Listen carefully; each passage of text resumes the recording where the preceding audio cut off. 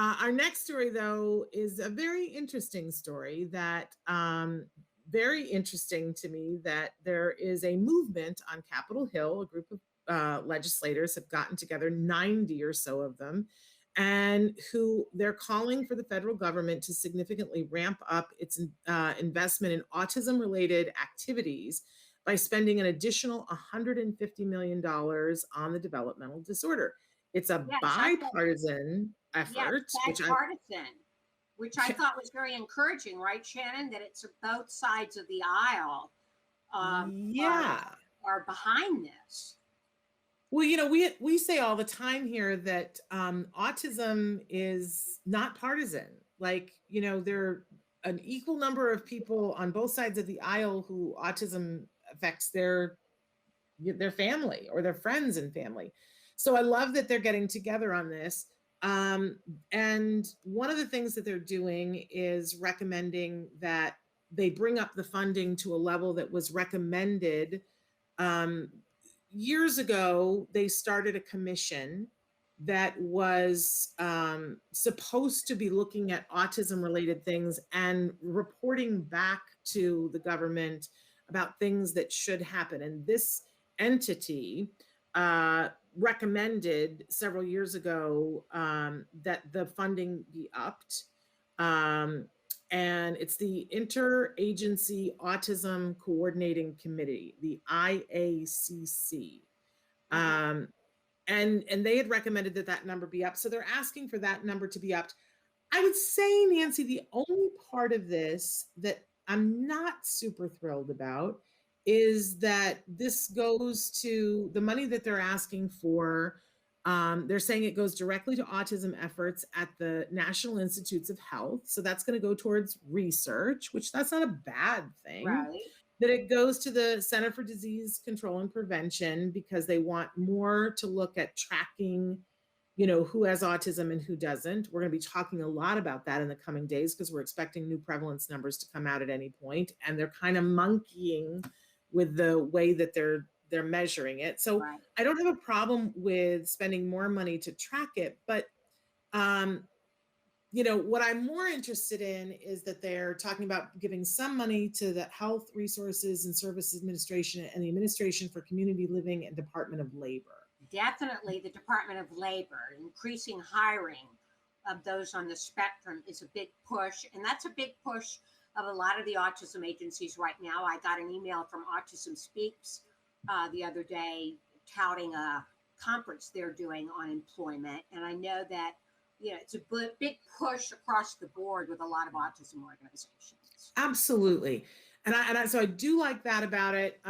But it seems that most of the money for this is going to be centered on research about what do people need for transitioning instead of actually helping to transition. So that part, while I think it's necessary and important, I'm concerned that we never really get to the part where we do anything with the research that trickles down to the people that are affected by it. And I know that's a sweeping generalization. What do you think, Nancy? Yeah, I share that concern with you. I mean, I think research is all very well and good, but there's been a lot of research in the past that we haven't fully, done something about.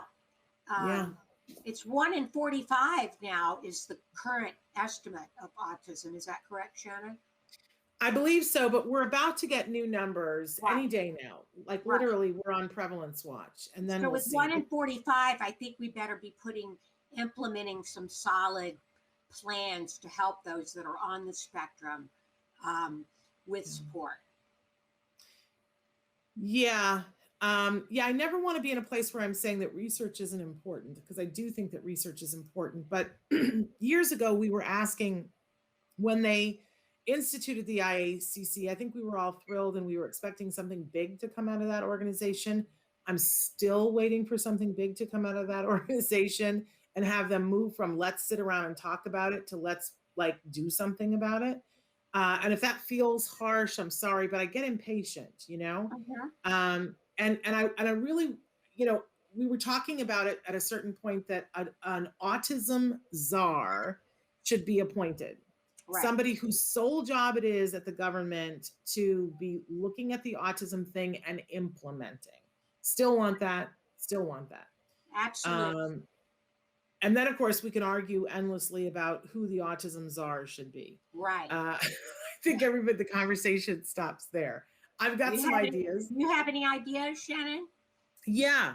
I mean, I have lots of ideas of people that Right. I'd like to nominate for the autism. First of all, I think Dr. Grampuchet would be a good person She'd to be nominate great. for that.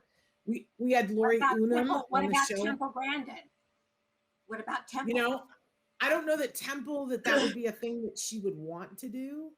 But if she did, I think I think Stephen Shore, who we had on the show last Right. week, I think he'd be a great autism czar. I think Lori Unum, who we had on Monday, I think they could go through the guests that we've had and come up with a list and be in the neighborhood. You know what I mean? Thanks for watching Autism Live. If you found anything helpful in this video, please give us a like. In fact, make sure that you smash that subscribe button on YouTube and give us a like on Facebook. You can also follow us on Twitter and Instagram for important updates. And please download our free podcast wherever you get your podcasts. See you next time. Until then, give your kiddos a hug from me and one for you too. Bye-bye for now.